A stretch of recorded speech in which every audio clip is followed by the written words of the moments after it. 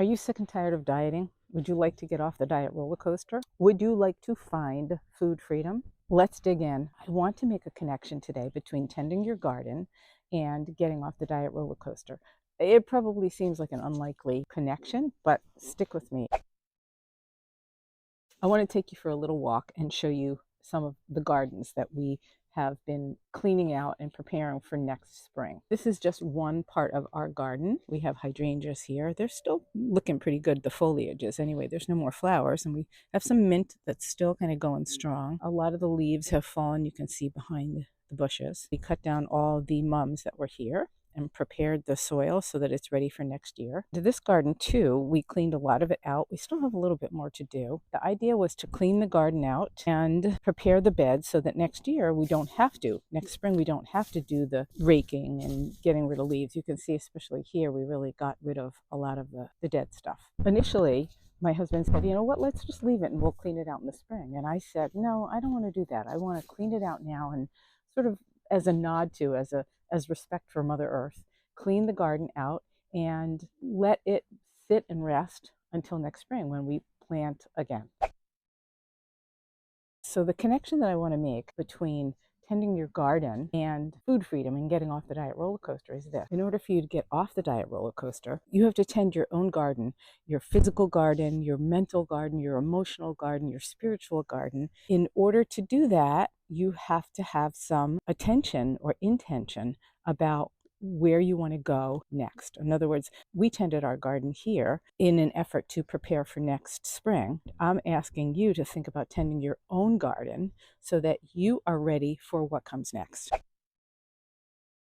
I think that after years and years, I would venture to say decades of eating a certain way, the standard American diet, it's hard to make changes. I can speak for myself, and I'd love to know in the comments what you think as well.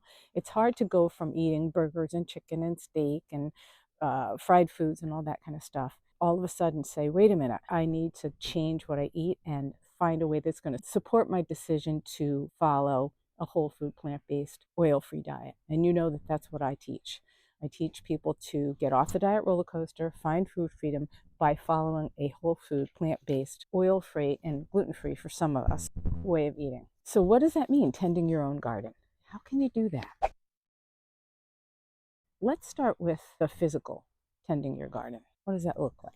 One of the ways you can do that is by taking a look at what's in your house. One of the things I learned from Chef AJ, who has been a great model for me and a mentor, is that if it's in your house, it's in your mouth.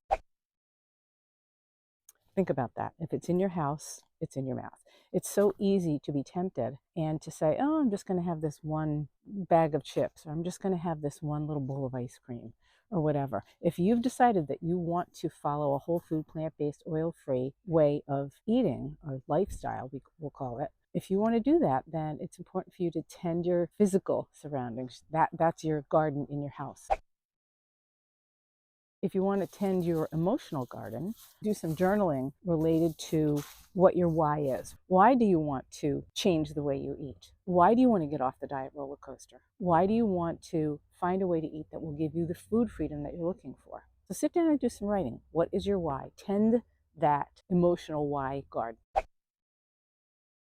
Another way you can tend your garden is to think of it as a community garden. We have one of those here in our neighborhood where you can purchase a plot and you can be a part of a whole group of people that gardens together. So think of your community garden. What is your community like? Do you have people who are going to support your desire to find food freedom, to get off the diet roller coaster? Who can you turn to for support, for help? Are there any groups on social media, Facebook groups? Are there any people that you can follow and watch their videos on YouTube or Instagram? If you have people that you can go to who are going to help you and help support your choices, I think that that's a great way to tend that community garden. What about the garden in your refrigerator, in your pantry, in your freezer? What does that garden look like?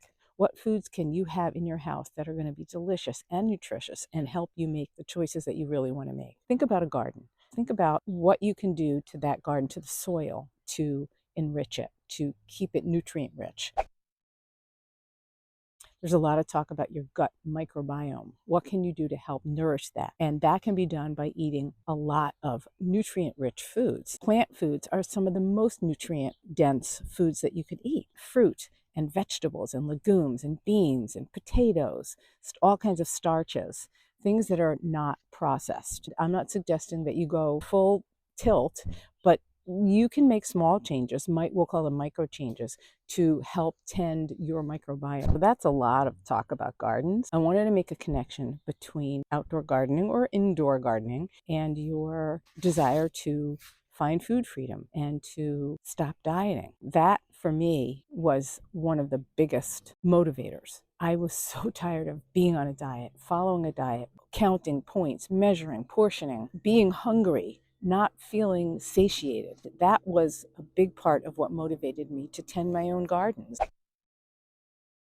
If you truly want to start your journey to following a whole food, plant-based, oil-free way of eating, what can you do to tend to all the different gardens we talked about? Find a way of eating that's going to help you get off the diet roller coaster and find that food freedom once and for all. So my name is Ellen Allard of Ellen's Healthy Kitchen, and I help you plant your plate one healthy meal at a time. I hope I gave you food for thought, no pun intended. I look forward to hearing from you. Leave me a comment. I would love it if you would click that thumbs up and click the subscribe bell so that you don't miss any of my content. Thank you for being with me today.